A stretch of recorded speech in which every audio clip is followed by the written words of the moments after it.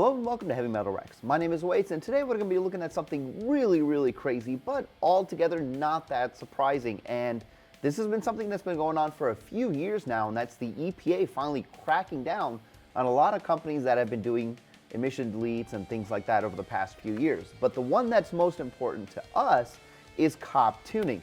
Now, Jeff Perrin actually sent this article to me, so thank you so much for filling me in on this. Eventually, it probably would have popped up on my radar, but probably a little late. But before I begin, I just want to say a big thank you to Kevin Vo. I actually met him and at Subi Fest Midwest, and he gave me this really awesome shirt. So if you haven't checked out his channel and you are a big fan of VBs and GR86s, that's a pretty good place to check it out. So make sure to go subscribe to his channel.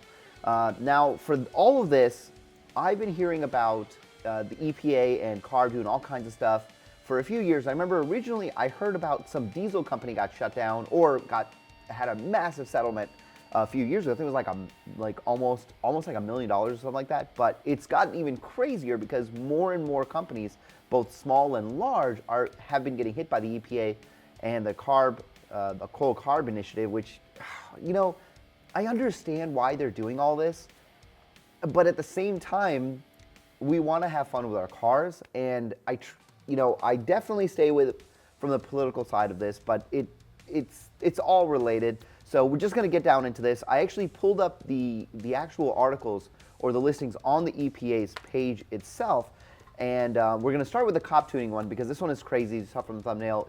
They have a settlement of $2.9 million, and they actually have detailed a lot of different things that they actually need COBB to do, which is, I assume this is the same as any other company that they would ask as well. They actually went back, which is what's crazy to me is they have said that it's from parts from 2015 and beyond, which is crazy. So they actually went back and hit them for each infraction, which they say was like over 81,000 for like a X number of money. So like one fine times that much, that's how they got this huge $1 million, $3 million number. But if you come down to this area, this is like a lot of stuff that here's the consent decree contains the following compliance requirements. COBB tuning is prohibited from manufacturing, selling, offering to sell, or installing any aftermarket defeat devices.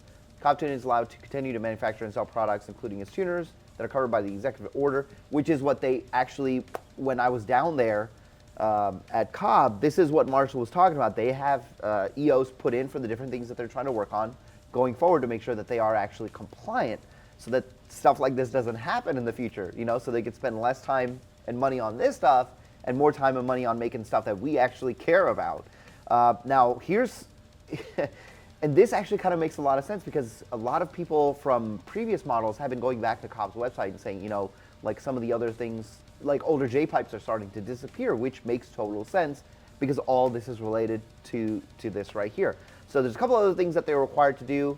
They have this listed here: remove any delete features from his custom tuning software, which is the whole green speed thing that happened 2 years ago, and force updates to end users to remove the delete features. This was like the controversial thing when they announced Project Greenspeed, and everybody was like, "Oh, my COBB access port is useless." Well, it's not exactly like completely true because obviously, if you never updated your COBB access port at that time, it wasn't going to update your tunes. And even if you did end up updating your access port, it wasn't going to change the tunes you already had flashed. It was just like anything past that, which was a big mistake for a lot of people because I was able to find my access port for like $150 at that time. So shame on you guys for jumping the gun on that.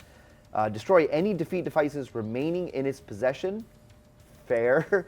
Cease providing technical support for any defeat device prices. That one kind of sucks. And this next one also, deny all warranty claims for any defeat device goods. That is actually pretty hard for me to say. Defeat device products. So those two actually suck. So if something goes wrong with your part and you just got it, or maybe you had extended warranty or something like, you don't get warranty anymore. That's kind of crazy.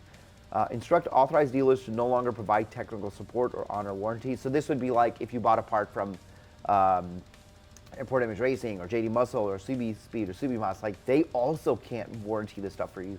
That is actually pretty wild. So basically, just wiping the car community of all of that stuff as much as they can, just completely purging it. Revise all marketing materials to strike any information related to replacing bypassing. Okay, I mean that kind of goes back. It makes sense if they're trying to make it seem like they just don't exist. Then all this material also makes sense. But the thing is, like, it's the internet. Once it's out there, it's not going to go away. You know, you can't regulate the used market. You can't regulate the fact that somebody downloaded PDFs some time ago. So it's still going to be available. It's just they can't officially support it, which makes sense. Revise all marketing materials to strike any information relating to replacing, defeating. Notify authorized dealers and known customers of any defeat. I mean, I guess, like, I wonder if COBB would actually be able to do that, if that's even possible. Maybe they just send out like a mass emailer to everybody who's ever registered at COBB. I guess that would be one way to do it. Request that COBB Tuning's employees forfeit any aftermarket defeat devices in their possessions and require that its officers forfeit, permanently delete, and uninstall and destroy any aftermarket defeat devices in their possession.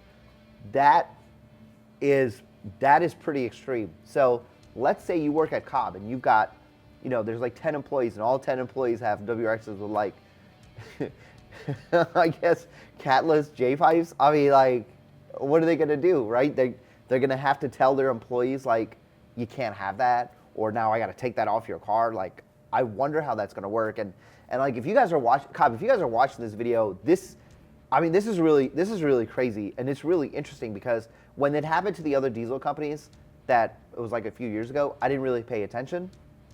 But because this kind of directly affects us, me, obviously, and our community as a whole, and I mean our community as a whole, not just VBs. We're talking all WRXs, all STIs, Legacies, Foresters, you know, all you hot boy Tribecas out there, right? This affects all of us. This is pretty crazy. I'd love to hear more about how they're dealing with all of these things. And I assume this is like set in stone. I don't know if this is like just what they posted, and now COBB has the ability to come back and say, like, hey, you know, we can do this or we can do that. Maybe there's some modifications. I don't know how any of this works, but this is just, it's crazy nonetheless to like kind of go through. What else? Request that, okay, so require COBB Tuning to offer to buy, what? To buy back any defeat devices possessed by COBB Tuning's employees. Oh, okay. So they can get like a refund for it and then they'll destroy it. Conduct a Clean Air Act compliance training for COBB Tuning's officers, employees, contractors, and consultants. Dude, that is crazy. So they're allowing them to buy back the parts from their employees with obviously the caveat that they get rid of them. So that is a really crazy news.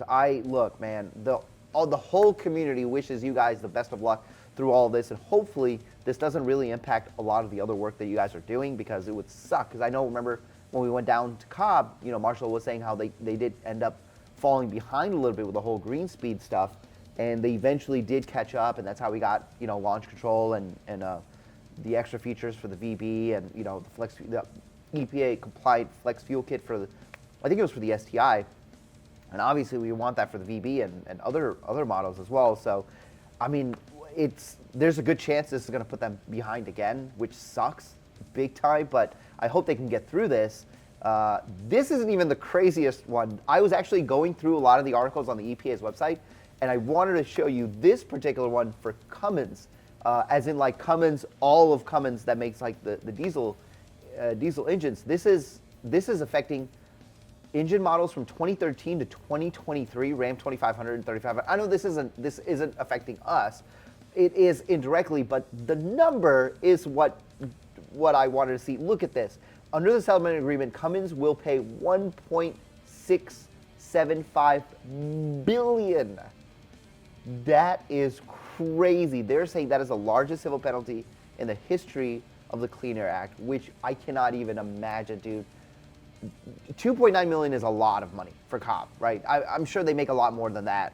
You know, they can pay it or whatever. But still, if I had to all of a sudden pay $3 million, I'd be pretty irritated. But if I had to pay 1.6 billion, dude, I would shit 10 bricks right there. That is a crazy amount of money.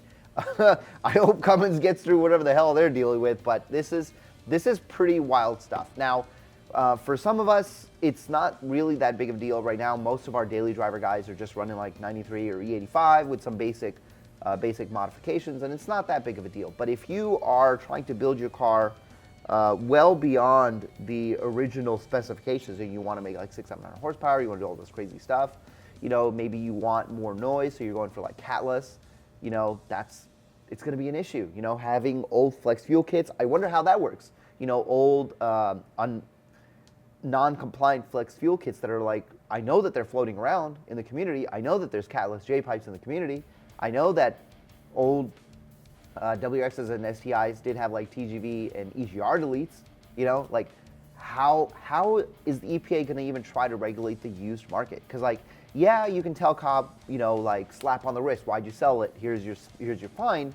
But then like, there's no real way for them to regulate the entire community and get all that stuff off. Like and again, I get why they're doing it, but it's not going to go away, right?